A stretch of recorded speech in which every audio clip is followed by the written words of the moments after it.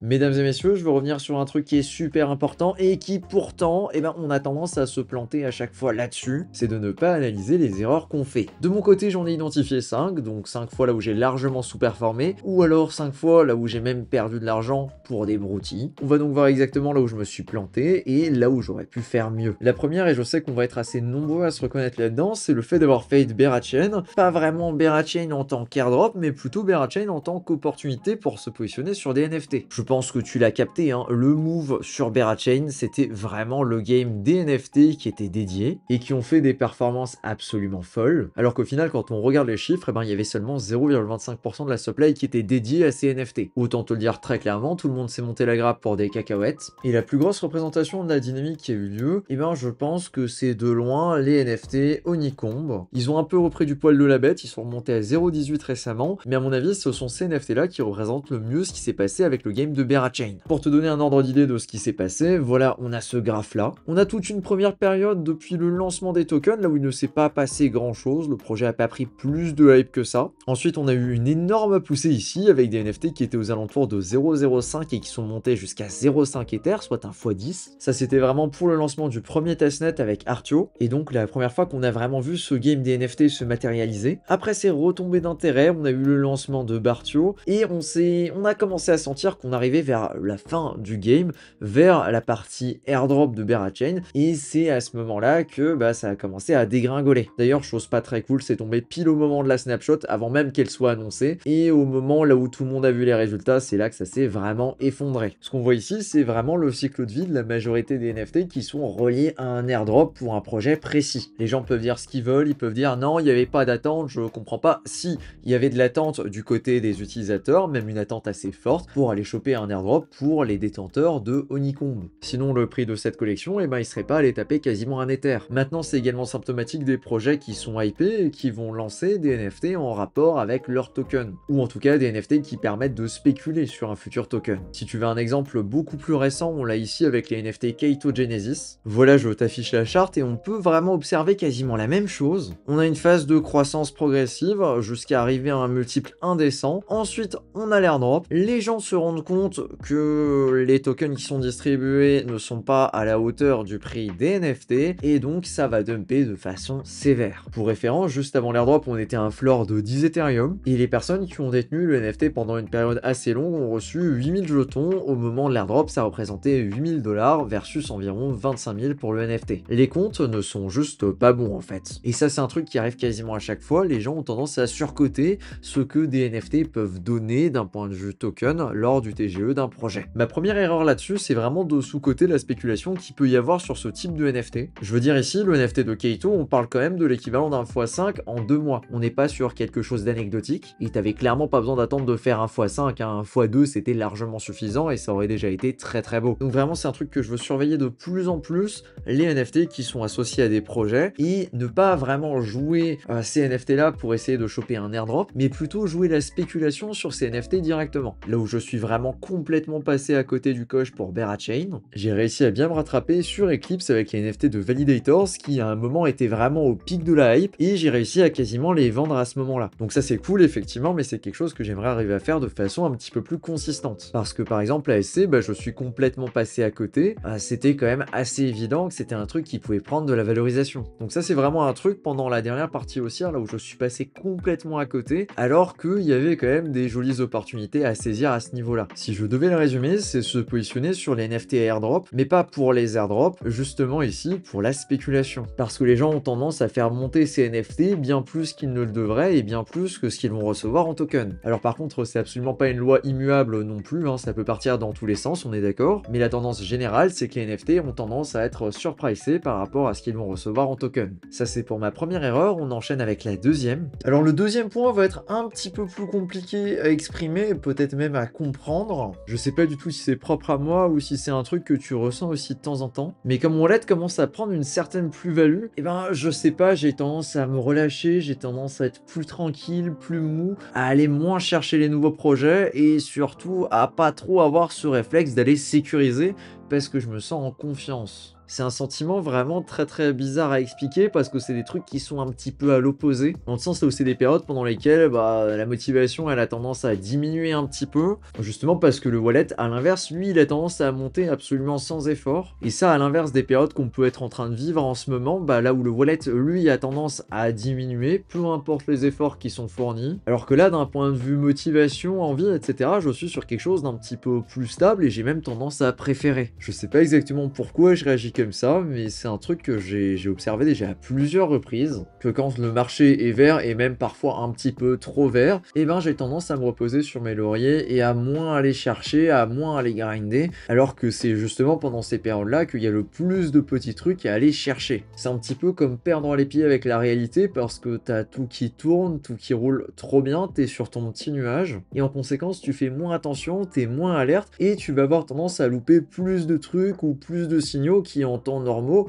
t'aurais directement alarmé. Je sais pas, à tout hasard, par exemple, le fait que Trump ait lancé un meme coin, littéralement. On n'aurait pas été dans le gigavert à ce moment-là, je te garantis qu'on aurait tous réagi de la même façon et qu'on se serait dit « Oula, ça c'est un red flag ultime, là c'est peut-être le moment de sortir, quoi ». Sachant qu'il l'a lancé le 18 janvier, et que le 18 janvier, la charte sur Bitcoin, elle ressemblait à ça, c'était vraiment pas une idée déconnante de sortir à ce moment-là. Vraiment tout bête, mais c'est un indicateur qui trompe pas et auquel je vais avoir tendance à être moins réceptif, justement quand le marché est vraiment vert. Donc vraiment un truc auquel je dois faire un petit peu plus attention, et je pense qu'il faudrait que je m'amuse à me faire un petit journal pour essayer de voir comment je ressens les choses au jour le jour, histoire d'avoir une petite note, un petit ressenti, et d'être un petit peu plus au clair là-dessus. Ouais, je t'ai dit, celle-là, elle est un petit peu difficile à décrire, cette erreur-là. Donc j'espère que tu as à peu près compris le sentiment que j'essaye de retranscrire. Mais c'est vrai que c'est un peu abstrait, quoi. Même pour moi, dans ma tête, encore aujourd'hui. Ensuite, 2 points en un. Le premier, ça va être évidemment d'arrêter de comparer son wallet au top du top. Parce que c'est vraiment tout bête, mais par définition, le top du wallet, il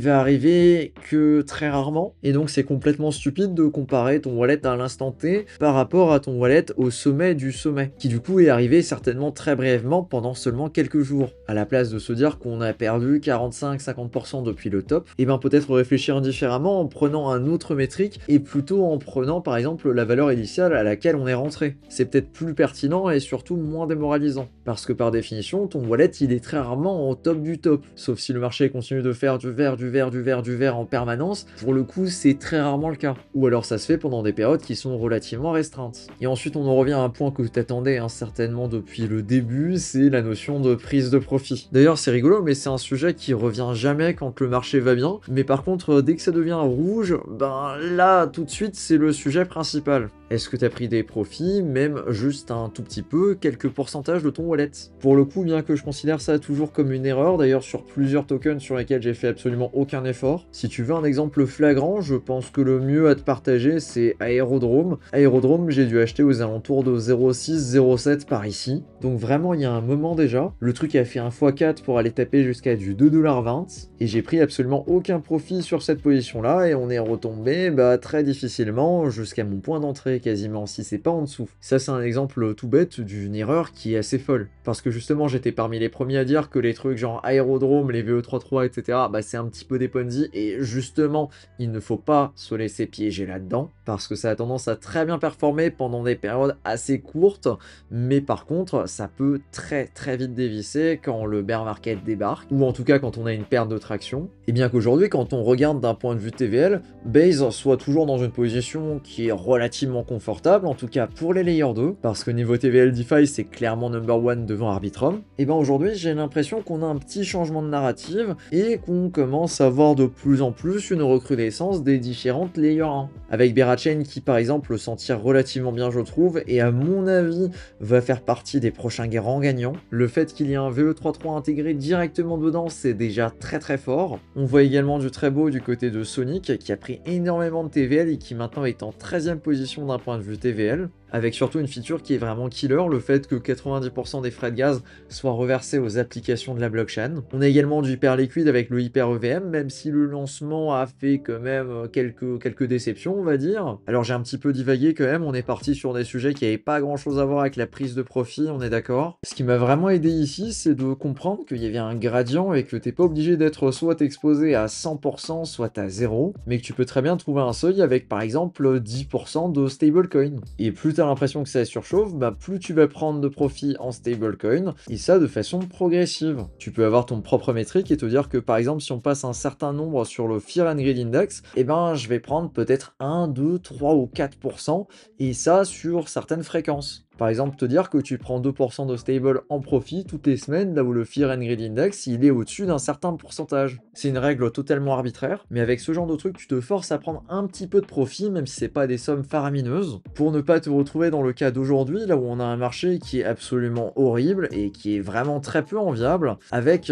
du coup malheureusement rien qu'on peut faire parce que tu te retrouves sans stablecoin et donc sans avoir de quoi réinjecter. Un autre truc qui m'a beaucoup aidé pour prendre des profits en stable, c'est de réaliser que tu peux générer des intérêts avec tes stables. Il y a quand même pas mal de choses pour venir taper du 10, 15, voire même pourquoi pas 20, 25% d'APR ou d'APY sur tes stablecoins. Et ça, c'est vrai que ça m'a énormément permis de relativiser et de pas me dire que mes stables, c'est des tokens qui sont improductifs. Parce que pendant longtemps, j'avais cette image-là, alors que c'est pas forcément vrai. Dans sa version la plus basique sur cette stratégie-là, c'est de poser tes stables, par exemple, sur un AV avec du 5% annuel. C'est loin d'être énorme, mais ça m'a suffi à me dire que j'ai pas des stables qui tournent dans le vent et qui font rien. D'autant plus que si tu poses ça sur Base, tu peux potentiellement jouer à un T-Wap sur Base. Et il y a plein de positions comme ça, là où tu peux même monter sur les intérêts si t'es ok avec prendre un petit peu plus de risques sur tes stables, qui de mon côté m'ont permis d'être un petit peu plus à l'aise à prendre des profits et à avoir mes tokens sous la forme de stablecoin.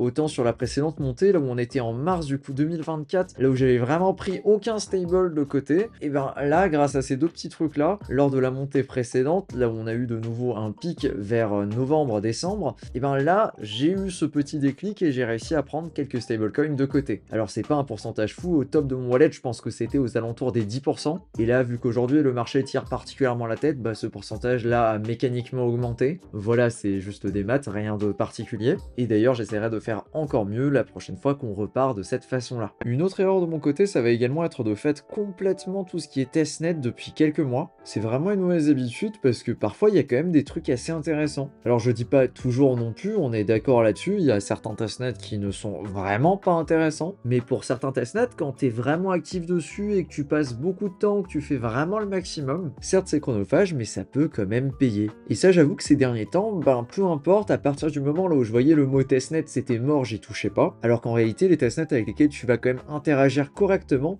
en général c'est quand même plutôt payant. D'autant plus qu'à l'inverse des mainnets, pour faire de l'activité sur un testnet, en règle générale, c'est plutôt en ligne droite, et c'est quand même assez facile de se démarquer des bots en élargissant tes interactions et en le faisant pendant une période relativement longue. Ça veut pas dire non plus passer des heures et des heures et des heures sur les testnets tous les jours en permanence, mais dès que tu vois un petit rappel sur Twitter, ça peut être d'aller faire quelques transactions dessus, et d'y dédier une demi-heure, une heure en fonction des moments dans ta semaine et quand tu as des idées d'activité pour être actif dessus. Concernant les modèles de testnet, généralement il y en a deux, c'est soit vraiment on va être sur un truc qui est assez carré avec des campagnes, je pense à Mitosis récemment par exemple, ou encore le testnet de Movement qui était également dans le même genre mais là vraiment avec un système de quête dédié. Sinon à l'inverse, tu as des testnets qui sont plus ouverts et là où il n'y a pas vraiment d'objectif si ce n'est de tester et d'expérimenter les applications qui sont disponibles. Là je pense plutôt à un certain Berachain récemment et également à Monad qui est en train de se dérouler en ce moment. Comme dit, c'est des créneaux qui commencent à m'intéresser à nouveau un petit peu plus, et ça veut dire que tu retrouveras l'actualité des testnets directement dans la newsletter de la semaine. Pour y accéder, c'est gratuit, c'est le premier lien en description, et avec ça, je t'envoie tous les samedis à 18 h un énorme récap de l'actu airdrop. Voilà, je pense que j'ai tout dit et que j'ai fait un joli petit récap des erreurs que j'ai pu faire ces derniers mois. J'espère que ça t'a été utile et peut-être que tu as même pu te reconnaître dans certaines de ces erreurs, parce que je pense qu'elles sont quand même assez communes et qu'on va les retrouver assez souvent. Maintenant que le marché est un petit peu plus calme, c'est pas une mauvaise idée de se faire une liste des trucs comme ça qui t'ont marqué